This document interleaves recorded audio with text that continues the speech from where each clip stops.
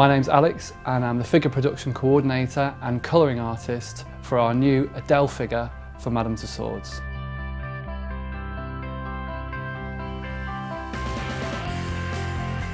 The sculpting process takes 5 weeks.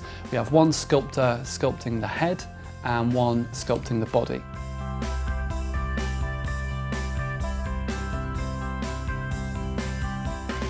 And the sculptor will build on top of a metal armature layers and layers of clay.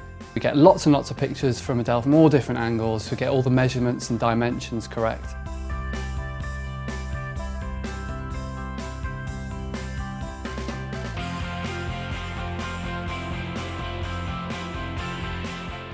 The next stage is moulding, in which a plasticast mould is built around the clay head.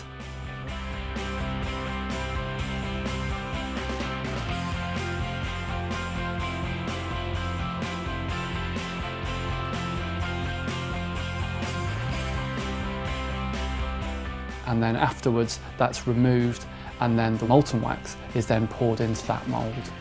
After the wax is cooled, the wax would have shrunk, so that will enable us to pull the mould apart and to reveal the wax head underneath.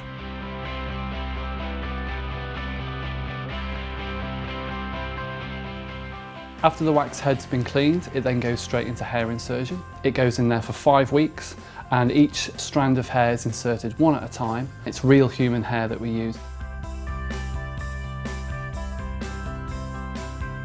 And the eyebrows are done in a similar way, using real human hair, but it's kind of a thicker and it has like a curve to it in order to build up the eyebrow shape.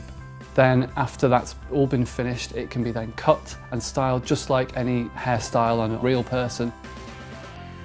When the head goes to colouring, it spends 1 week in the department. We use oil-based paint, very, very thin layers on top of each other to give the real sort of depth and realistic look that we're after.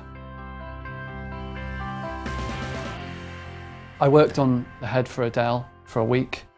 What we want to do is to create the person's skin tone first, skin tone and texture. Because she's wearing makeup, we need to put the makeup effects on top of that as well.